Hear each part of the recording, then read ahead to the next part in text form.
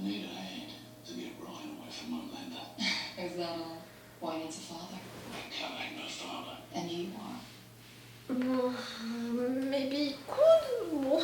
I think I can handle myself. Oh, you mean that nasty little virus they're cooking up with the dog in? No, I know about it. And I know it ain't strong enough to kill Homelander. Yeah. I was even gonna think about this. I want to show with good faith. The material Hughie has on me from the Red River group home. Those are my terms. You know where to find me. For you to betray Hughie and the others. Who?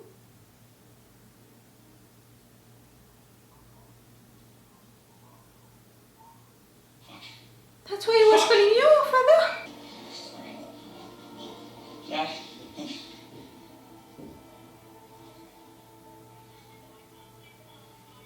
Starlight House, a so-called home for at-risk teens. Sure, and Jeff Epstein killed himself. Now the only thing these teens are at risk of is being groomed. She's such an hater, you know, a jealous person, because she never had the chance to prove herself in front of the world or something like that, to be a big soup for vote. No one wants to hear it because it's the Starlight movement, and I'm not Starlight. Well, neither am I. Tell that to her. You are Starlight, and they need Starlight, a hero.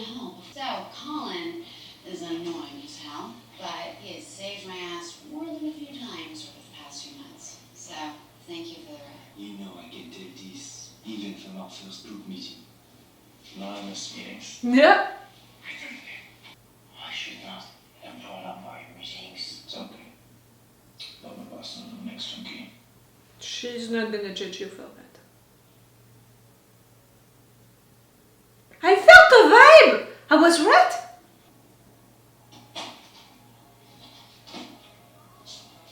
I'm not gonna jump on that train because I'm already on that one.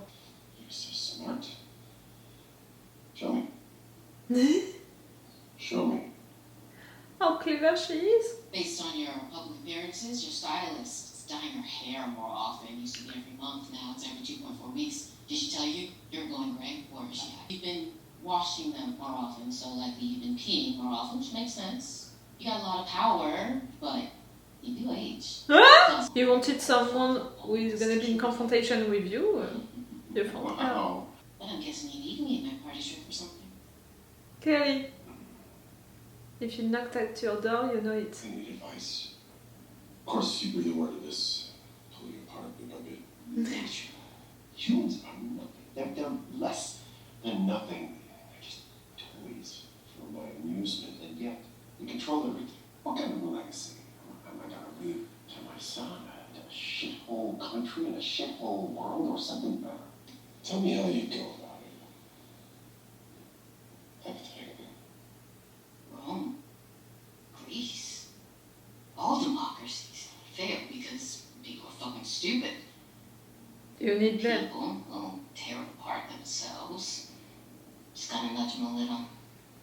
Then you get to swoop in, be the one saving it. I'd like you to join the summit. No fucking way.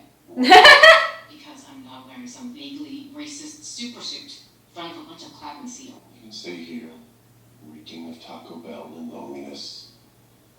Or we can put some of your theories into practice on the global scale. It's the last time you get a chance like that.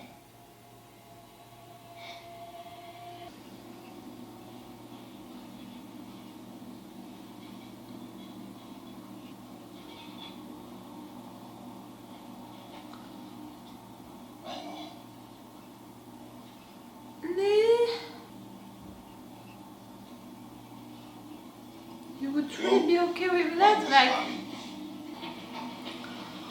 Todd. I thought we were over with you. I was so glad. I just want to say it's a huge honor to be here with you. Right, no, I can't stay long, but I heard that you are some of my biggest fans. I just wanted to personally say thank you for your devotion and your sacrifice. Well, really, it's you who gives so much. Sacrifice? You're martyrs to the greatest cause on earth. You said sacrifice? bats. I want you to take these bats and beat these gentlemen to death. Why?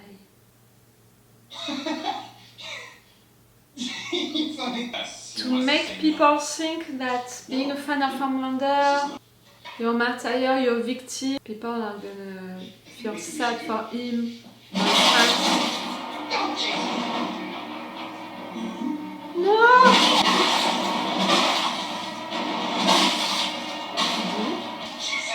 It was truly your idea, Adrian. Snitch, like, Adrian, you can do it? Bye-bye, Todd! She's planning an attack right there. What do you have into your cup?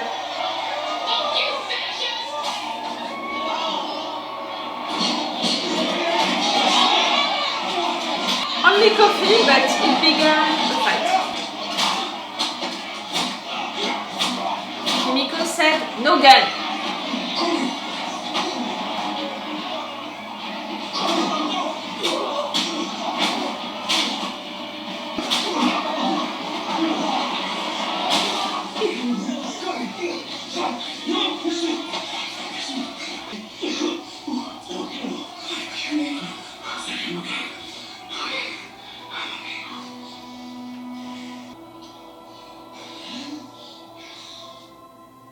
Oh?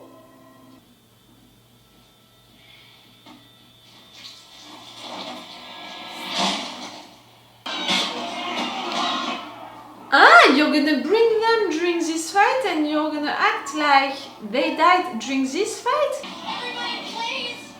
Please go home! Please, like, I'm not like this!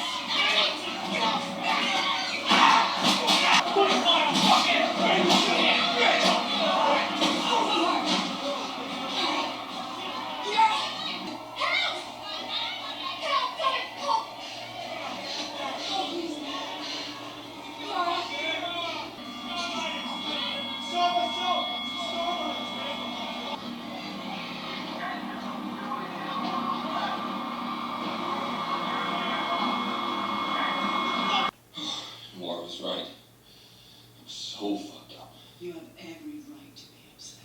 I'm upset for you. Look at me. Baby, look at me. You still have the octopus, you're We don't have hiding to hide it. our love. We could just be Kevin and Ambrosius. Ambrosius? It's Romeo and Juliet, you know. They can't be together. Oh.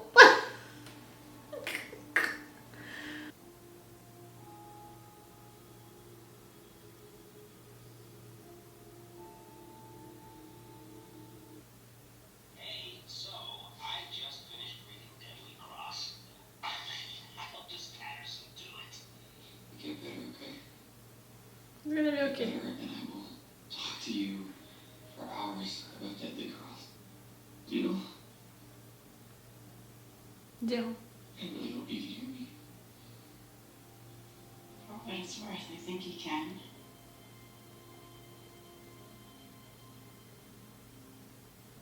Mom? Mom? You promised me you would take care of Ryan. Lydia, what do you think I'm trying to do? Oh, you're talking to an hallucination. I saved the kid at the tower, didn't I? And a clean shot at Homelander. Game, set, and fucking match. But I chose to save him. I know where it goes. Ryan becomes like Homelander. That's the end of the world. What the hell do you want from me, Becca? To keep your promise? Be the man that I married.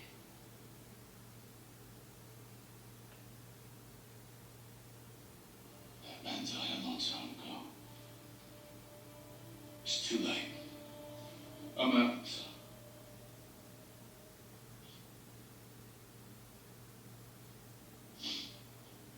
He was losing his mind, you know, because he couldn't control his nerves. Now he's truly losing his mind because of all of these hallucinations and stuff. Oh, for fuck's sake. Loved it. Well, I hope you're happy now. I have the impression that we never left them. Do you have that impression? Like really? By coming back into that universe with these characters, into the story, I have the impression that we never left them, not for real. Because we didn't have any time jump at the beginning, not really, of this season, or at least it didn't feel like it, like we were really back with the characters just like that, with the same issues, you know, with everyone. Like, for example, they could have totally skipped all of the trial for Homelander, just say with a few lines, it happened, he was found not guilty, and no, we were at his trial, they used it for the story. Do you understand what I mean? Like, it felt like the continuity of the season 3, and it helps the fact that, yes, we're back and we're back into it, we already did stuff, we already progressed with stuff, so it's so cool. For sure, I love the mood of this show. I talked about it in the intro. You know that I'm not a fan of superheroes into movies and all, but this show, I appreciate it a lot because it's about superheroes doing bad stuff and all, so for sure it's cool. And it's more, you know, also to criticize our societies and all.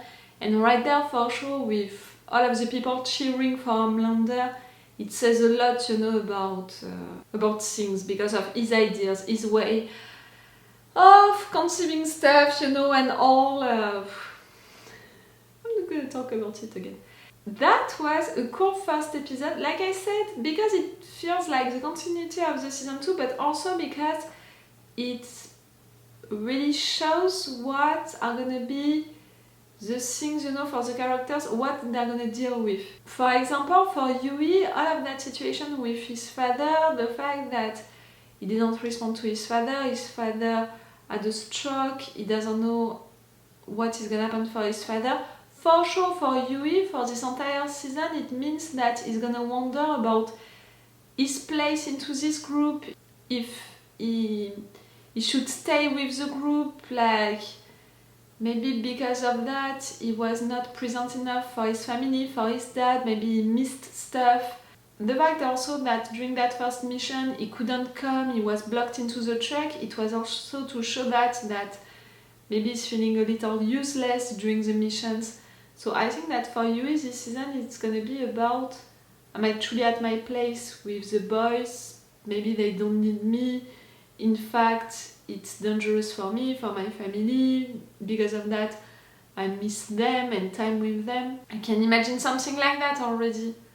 For Starlight, Annie, I said it already during the intro, I felt it that this season would be about her accepting to take back her costume of Starlight because she refused it, because she refused to be Vaught's superhero, but it doesn't mean that her side doesn't need a superhero, the figure, you know, of a superhero, because for me it would represent also for people some up, and it would put also their side as, you know, like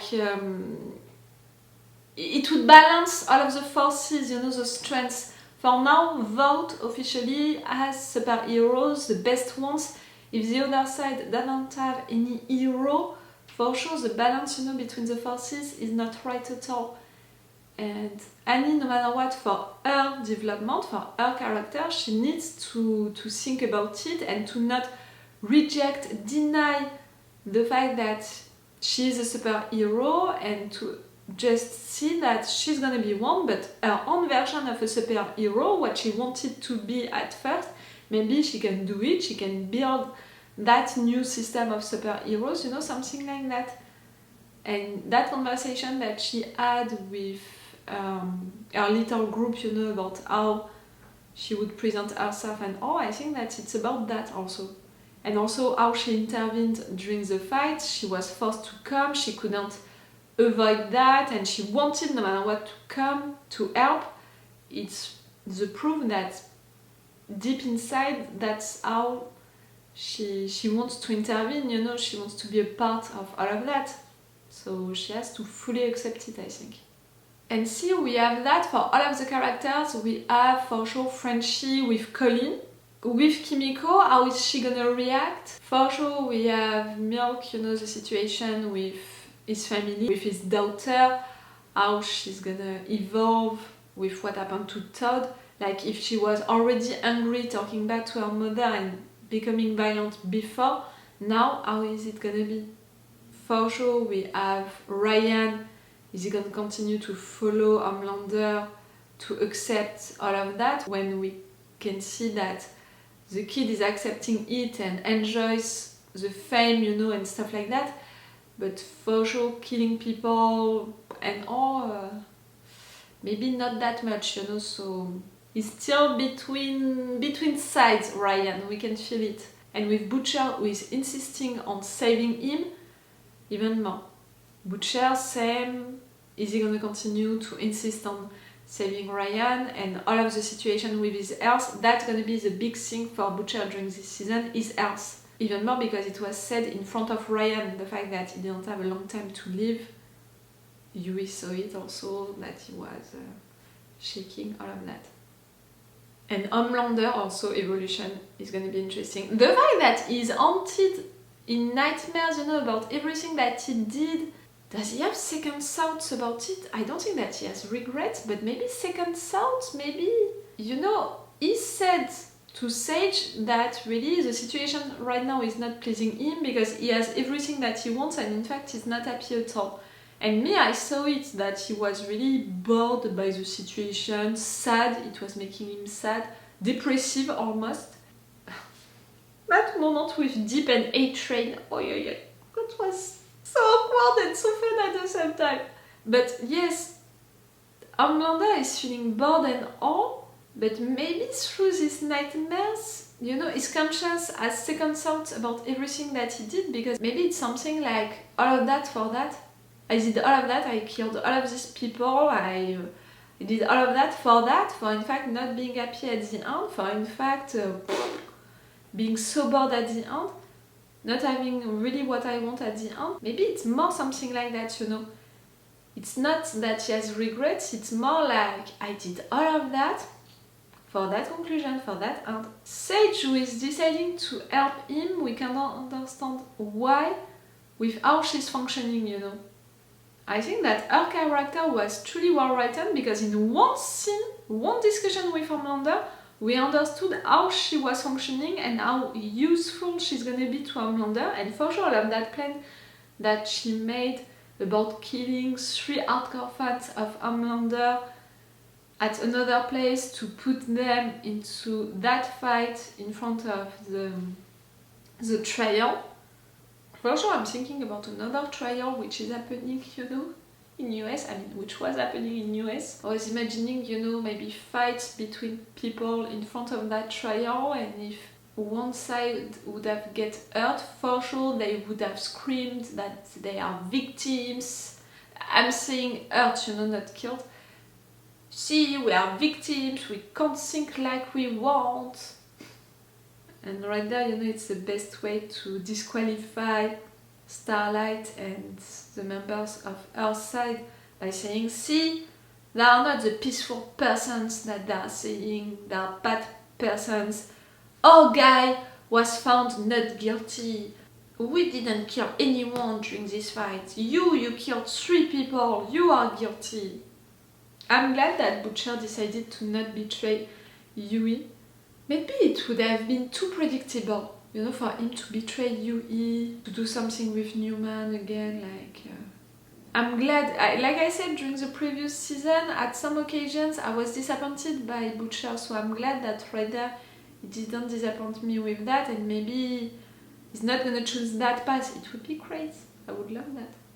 So yes, that was a cool first episode to present all of these issues, you know, these directions that the characters are gonna take during this season, and to remind us all of the main narrative arcs that we are following right now, with the drug, you know, with the political situation, with Homelander and what he can do, with, you know, all of that, all of these situations. And like I said, it was really just a reminder of all of these situations, because it's situations that we already had during the season 3 and that we are just continuing during this season 4. Cool, really cool, and really the mood The mood of this episode, the mood of the boys, it feels great. Like I said, with the actual context in Europe and in particular in France, really, it's a mood which is gonna work on me a lot. Really. Okay, so it's all for me for this video. If you want to have my reactions and my thoughts for these episodes of The Boys earlier and with a longer reaction part, it's on my Patreon. If you're watching this on YouTube, for example, you can have already my reactions and my thoughts of the episode 2 on my Patreon. Okay, it's all for you for today, for this video, and it's all for me for now. So bye for now. Bye. Wait a minute, Doc. Are you telling me that you built a time machine? Great.